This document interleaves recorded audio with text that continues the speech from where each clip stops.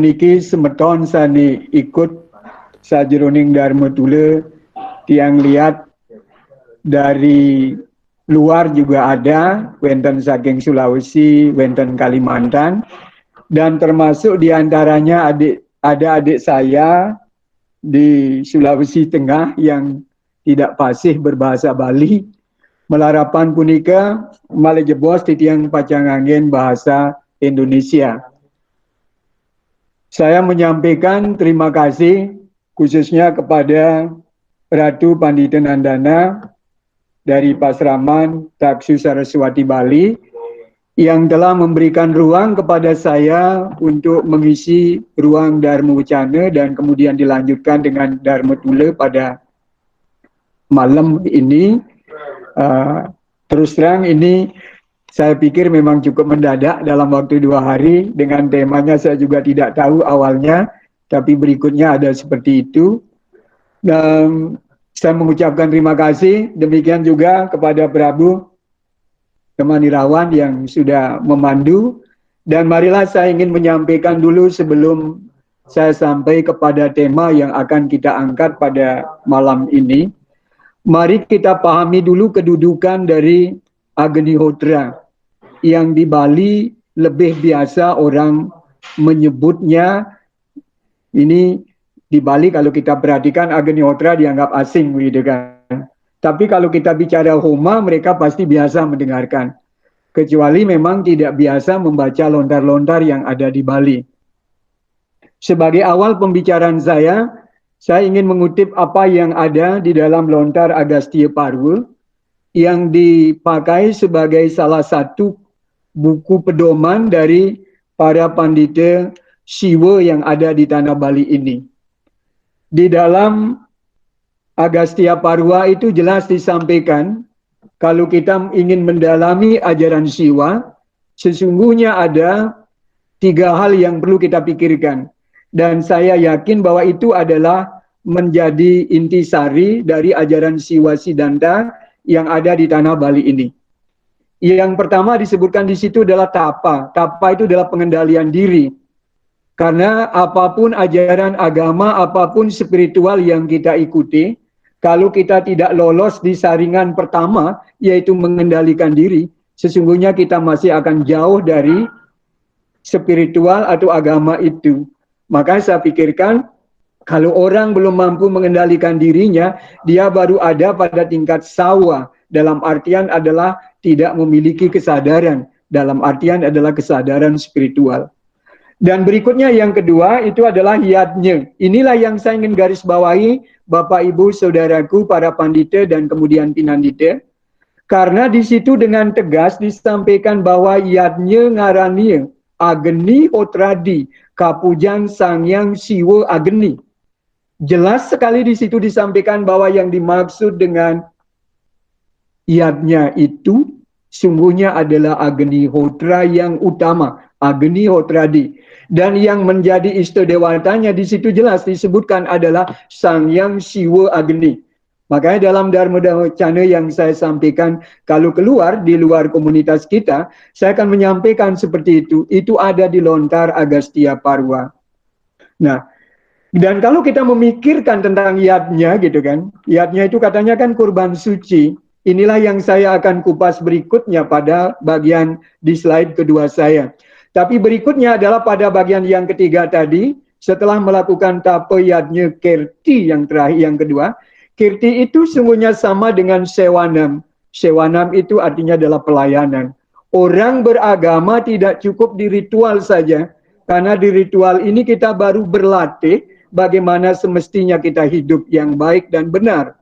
Maka puncak berikutnya adalah pada pelayanan. Maka para pandita itu beliau biasa nyurya sewana dan seorang sadaka adalah akan melakukan praktek pelayanan itu. Itu nama lainnya adalah sewanam. Inilah yang perlu kita pikirkan Bapak Ibu dan Saudaraku, berarti kita mulai dari sawa ketidaksadaran, kemudian kita berusaha mengendalikan diri, kita ingin mendapatkan memasuki dunia siwa. Dari sawa menuju siwa, ternyata jalannya adalah sewa. Itu adalah pelayanan. Mungkin langsung dibantu Prabu untuk menyampaikan. Oke, yang lanjutkan ke yang nomor 2. File kita yang kedua. Karena kadang sudah dibantu dari Rike, biar yang tidak buka lagi. Atau tiang yang buka, kan?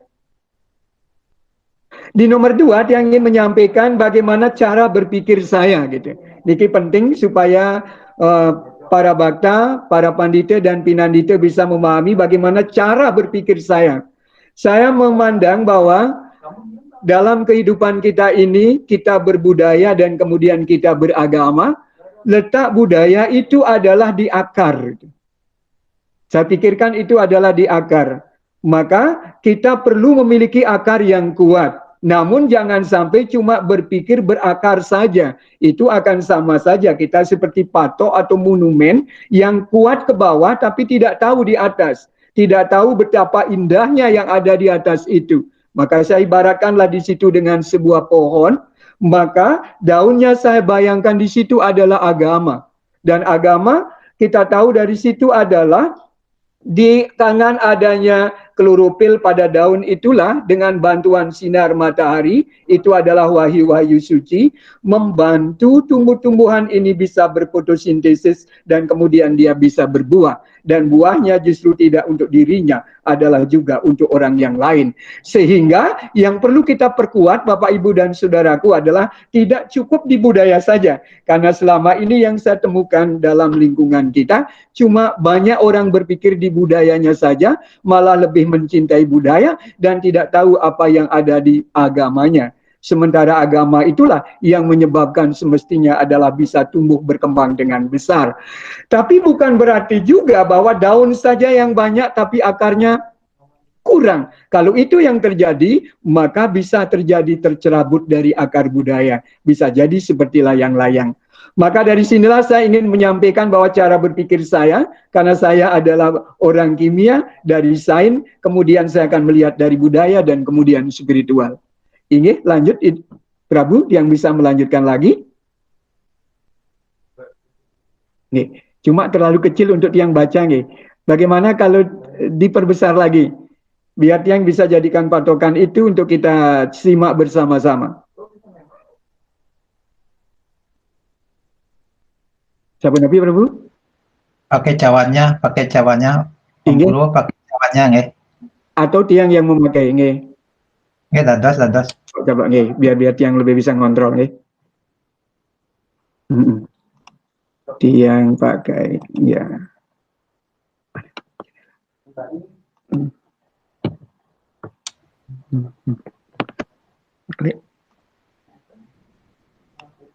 Ya, kelihatan nggih? Kelihatan?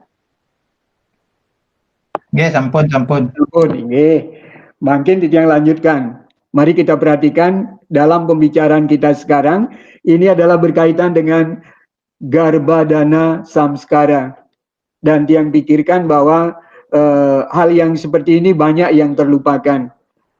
Ini sungguhnya adalah persiapan reproduksi untuk melahirkan anak yang seperti Surya disebutkan di dalam Atharva Veda, yaitu bisa bercahaya, dalam artian adalah anak yang terlahir itu nanti menjadi anak yang suputra, bisa akan mengantarkan orang tuanya menuju alam yang namanya alam kesiwaan. Nenten seperti asu putra yang di Bali kan panak kuluk nih kan. Sekarang yang perlu kita pikirkan adalah bagaimana merancang anak gitu kan Nika. Yang coba melihat beberapa dokumen berkaitan dengan hal ini. Sebagai orang kimia mungkin yang bisa menyampaikan ternyata jenis kelamin katanya bisa gitu. Diatur dengan pengaturan pH gitu. Niki hasil penelitian gitu. Tapi tetap saja saya pikirkan berkaitan dengan kelahiran bayi ini gitu, itu sangat ditentukan juga pada kehendak para leluhur yang akan turun atau siapapun kekuatan yang cocok dengan keluarga kita. Berikutnya ada tabel yang ada dalam jenis kelamin Cina nih yang juga ada data. Dan berikutnya yang tampaknya jangan dilupakan Bapak Ibu dan Saudaraku dalam kaitan dengan Agnihotra. Ada permohonan kepada leluhur dan para dewa untuk mendapatkan keturunan yang dilakukan melalui Agnihotra. Itu pernah dicontohkan oleh Sang Prabu Dasarata. Kita tahu beliau Raja Ayodhya, begitu kan, disebutkan dalam Ramayana. Beliau ingin mendapatkan anak-anak yang suputra, dan bahkan atas doa-doa yang beliau sampaikan, justru yang terlahir adalah Sang Awatara Wisnu. Itu adalah terlahir melalui upacara Agnihotra. Dan berikutnya, supaya kita tidak dibilang jauh di sana, apa yang terjadi di Bali sini, khususnya adalah di Tanah Jawa, kita tahu juga Empu Bekung, itu namanya saja Bekung, ini kan artinya tidak bisa memiliki anak. Lewat upacara Agnihotra, beliau kemudian memiliki keturunan yang namanya adalah Manik Angkeran, yang kita sudah tahu itu. Nah, itu juga melalui upacara Homa, dan berkat kesidian mantra-mantra yang beliau sampaikan dalam upacara Homayatnya itu, akhirnya beliau pun mendapat gelar baru, tidak Empu Bekung lagi, tetapi adalah Empu Sidi Mantra, karena mantranya yang dipanjatkan oleh beliau penuh dengan kesidian. Itu adalah di tahap pertama niki persiapan untuk, kalau bilang membikin anak kan salah nih. Siapa bisa membikin kalau tidak dapat restu dari sana. Yang penting kalau kita perhatikan bahwa itu adalah persiapan reproduksi kan gitu. Dan berikutnya saya sampaikan adalah Punsawam Samskara. Niki dilakukan adalah pada saat kita tahu mungkin dari pelajaran biologi, kehamilan niki kan 40 minggu gitu. Dari 40 minggu kita tahu ada 9 bulan nikah. Dari 9 bulan ternyata dibagi menjadi 3. Ada trimester pertama, itu berarti 3 bulan. Sudah itu bulan keempat sampai bulan ke-6. Akhirnya bulan 7, 8, 9. Nikah trimester yang terakhir. Nah, yang perlu kita pikirkan adalah di bagian awal niki, berkaitan dengan Pusawan Samskara niki. Itu adalah dilakukan pada saat kehamilan mencapai umur 2 sampai 3 bulan. Tujuannya sebenarnya adalah untuk memperkuat kehamilan dengan memohon agar si calon bayi ini diberkati. Permohonan-permohonan yang disampaikan adalah supaya dia terbakati dengan pencerahan, supaya memiliki kekuatan fisik dan seterusnya. Itu permohonan tentu adalah supaya bayi ini, calon bayi yang ada di dalam rahim dari sang ibu itu mendapatkan kekuatan. Dan perlu dipikirkan bahwa pada trimester pertama, itu sampai bulan ketiga, sungguhnya sedang membentuk organ-organ dalam yang sangat bermanfaat. Ada otak, jantung, paru-paru, itu yang Tiang coba baca. Ini ritual yang dilakukan, sungguhnya kalau Tiang coba bandingkan, karena di Bali niki kan, yenten nyemak lontar, jadi sing bubune, kan? Tiang coba lihat di lontar Kandepat Rari, ada kutipan dari Lontar Aji Dharma Kauripan Derika, yang menyampaikan bahwa ane muah berata risa ngemong bobotan. Ini adalah berata bagi orang yang ngemong, jadi metapang, meberata berkaitan dengan hamil. Ayu weh makan guling, gitu. Ternyata tidak diperbolehkan untuk makan babi guling. Kalau yang sudah vegetarian niki kan tidak masalah, mungkin nanti alergi kan gitu. Lawan sabda kasar. Nah, niki yang penting sebenarnya, jangan sampai orang yang hamil itu diberikan suara-suara atau kata-kata kasar, atau jangan pula dia menyampaikan kata-kata kasar kan gitu, bolak-balik. Muah tan mangan surudan, niki menarik. Karena penafsiran masyarakat selama niki, surudan niki biasanya adalah dinilai kotor, kan? Tapi kalau kita justru mengharapkan mangannya niki prasadam, gitu kan, yang sudah dipersembahkan kepada Tuhan. Mangde ayu sang mamresti, supaya semuanya bisa mencapai keayuan, kebahagiaan. Tanda dia tungkas, sehingga dia tungkas-tungkas. Tidak boleh sampai bertentangan, apalagi bertengkar, berdebat sama orang yang sedang hamil. Itu mengundang hiun sang patni, yang menyebabkan nanti hati dari ibu yang sedang mengandung ini menjadi tidak baik. Itu jelas disebutkan di dalam Lontar Aji Dharma Kauripan. Coba berikutnya kita lihat, pada kehamilan 12, ini minggu ketiga, tubuhnya dia akan semakin membesar, namun kepalanya masih besar seperti itu, seperti yang tampilkan. Kita juga ingin nanti supaya kalau lahir itu jangan sampai tetap kepalanya besar seperti Nike gitu kan. Karena nanti dia akan mengecil, ukuran yang lainnya membesar. Tapi satu hal yang Tiang ingin sampaikan pula, bahwa di dalam lontar Dharma Kauripan yang dikutip di dalam Kanda Patrari, itu ada petunjuk bagaimana kita mestinya berritual berkaitan dengan upacara ini sangat sederhana. Mari kita lihat dengan pupuh durmanya yang saya akan coba tembangkan, biar kita tidak dibilang meninggalkan budaya, gitu kan. Kadi kecap aji Dharma Kauripan. Inilah yang disebutkan di dalam lontar Dharma Kauripan. Yan alit Kang Widani. Tidak perlu memakai upacara yang begitu besar-besaran sungguhnya. Walaupun alit, walaupun kecil, kita melakukan ritualnya. Nanging puput sida. Semuanya itu akan bisa gitu. Bisa mencapai tujuan. Manut linging agama. Semuanya sesuai dengan ajaran agama. Yadian agung Kang Pikardi. Walaupun kita melakukan dengan upacara besar-besaran pada mengawak, tetapi semuanya tidak jelas, kita tidak tahu apa tujuannya. Kadi kutang ring margi, semuanya itu akan sia-sia. Niki tampaknya rujukannya juga ada di dalam lontar Yadnya Prakerti. Yang kalau ada orang melakukan yadnya tidak tahu tujuannya, kocap yad sehananing palan ipun, semua pahalanya akan menjadi banyak di perempatan agung lah yang tertinggal gitu. Niki jelas disampaikan di lontar bahwa kita harus tahu maknanya apa, mungkin kita bisa merujuk ke dalam Bhagavad Gita.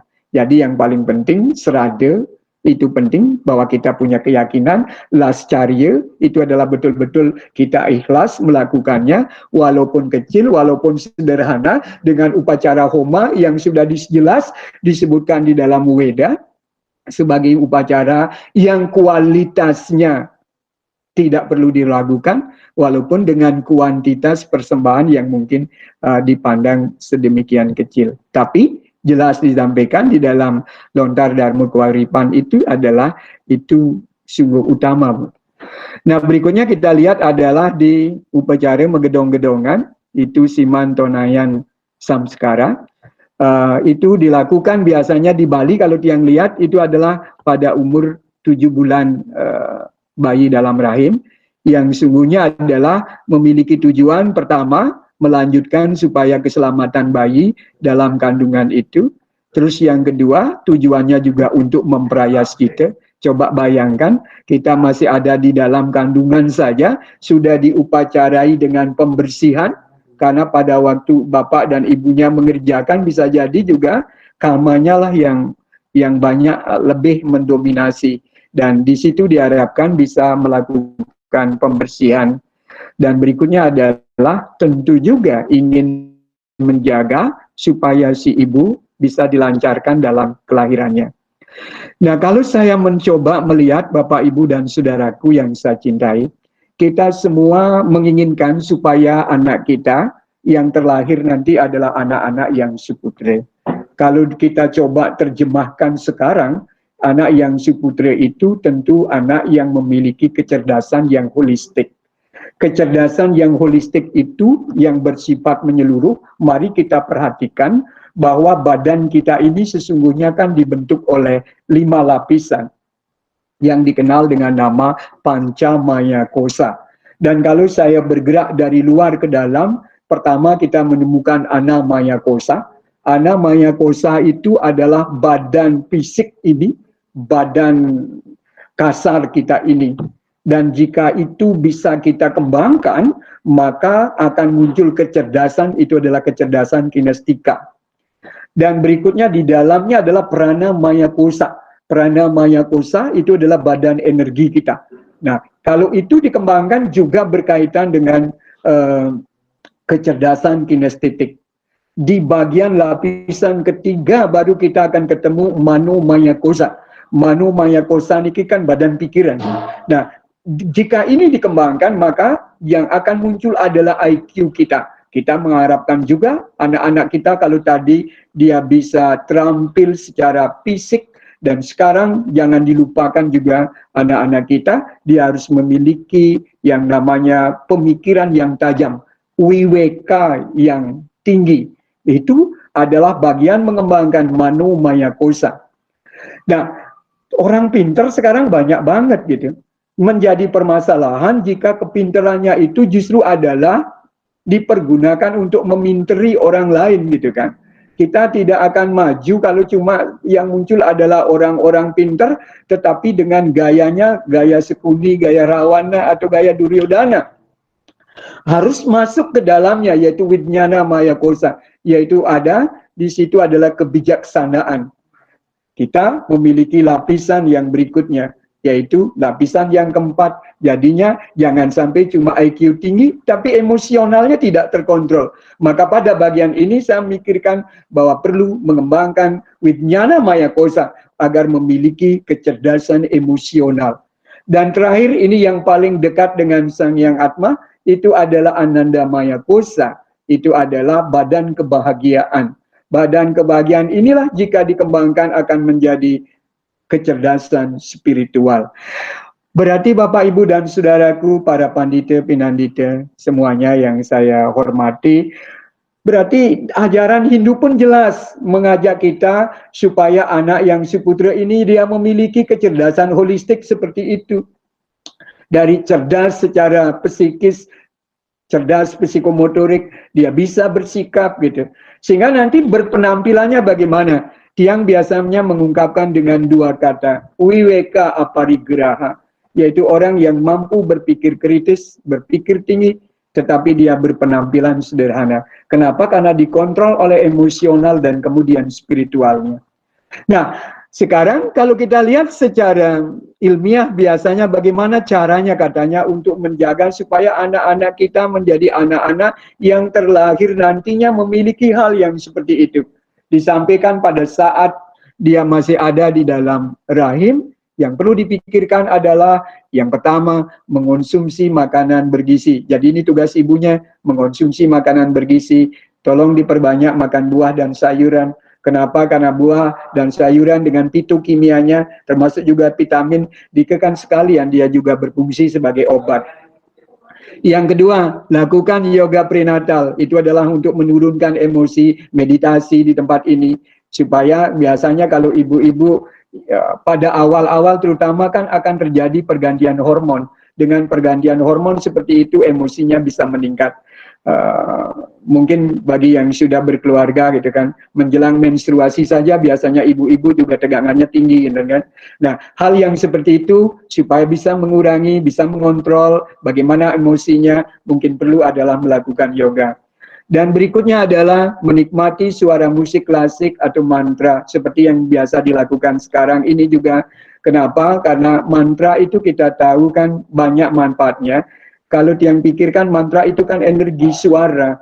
Yang namanya energi tentu akan bisa diterima, akan menembus yang namanya bagian-bagian fisik kita untuk merasuk ke dalam anak yang ada di dalam kandungan itu. Itu semuanya akan memuat suasana nyaman dan perlu dipahami bahwa anak dalam kandungan ini akan ada dalam kondisi meditasi, di mana dia mendengarkan jantung ibunya itu seperti aturan ritmik untuk dia bermeditasi. Maka dari situ jika ibunya marah nih jadi masalah, maka nanti dia pun juga akan ikut terganggu. Maka dari situ harus dipahami bahwa yang namanya bayi, niki setelah berikutnya kita perlu ajak dia berbicara katanya. Kenapa? Karena setelah kehamilan 23 minggu, janin ini sudah bisa mendengar suara dari luar rahim. Maka inilah kalau kita lihat berbagai cerita yang ada dalam Purana, yang ada dalam Mahabharata, kan ternyata diskusi yang ada di luar dari rahim dia bisa dengarkan. Nah, niki penting sekali bahwa bayi itu sudah perlu diberikan pendidikan semenjak dia ada di dalam kandungan. Niki biasanya disebut dengan pendidikan prenatal. Dan lebih lanjut adalah mari kita membiasakan dia untuk mengajak bermain. Gitu. Nah, niki sering sudah kami lakukan pada anak-anak dulu, di mana kalau didekatkan pada hamilan dari ibunya, itu dia akan menendang-nendang gitu kan dari dalam. Dan dia biasanya akan ada yang dia akrab aja dan seterusnya. Kalau diberikan rangsangan, dia akan memberikan reaksi. Nah, ternyata anak yang ada di dalam kandungan itu sudah bisa memberikan respon. Oleh karena itu, tolong bapak yang calon bapaknya juga seringlah ngajak bermain anak-anaknya yang masih ada di dalam kandungan itu. Di samping itu kan juga menyenangkan ibunya gitu. Dan berikutnya adalah hindari kontaminan. Ini yang paling penting juga, jangan sampai kita sebagai orang tuanya justru meracuni anak itu. Baik dengan obat-obatan, alkohol. Yang paling juga kita takutkan ini kan dari asap rokok gitu. Niki secara kimia biasanya disebut perokok pasif, itu lebih berbahaya daripada yang memang mereka merokok gitu. Nah, niki yang perlu dipahami, yang biasa merokok kalau punya istri sedang hamil, tolong jangan rokoknya didekatkan dengan asapnya seperti niki gitu.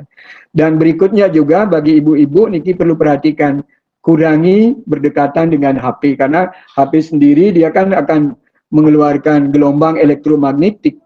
Dan kalau sering bersentuhan dengan hamilannya itu, nanti akan bisa mempengaruhi yang ada di dalamnya. Walaupun penelitian-penelitian belum banyak yang mengupas berkaitan dengan hal ini, tapi kalau kita lihat dari bahayanya gelombang elektromagnetik, barangkali kita perlu berjaga-jaga. Karena manusia tidak bisa kita jadikan eksperimen gitu. Dan terakhir, lahirnya cukup dalam artian kan 9 bulan.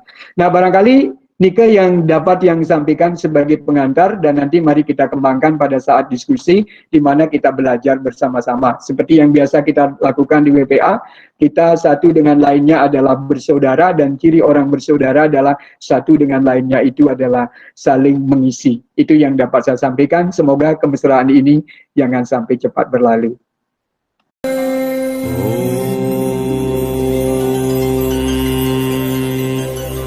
Shanti, Shanti, Shanti.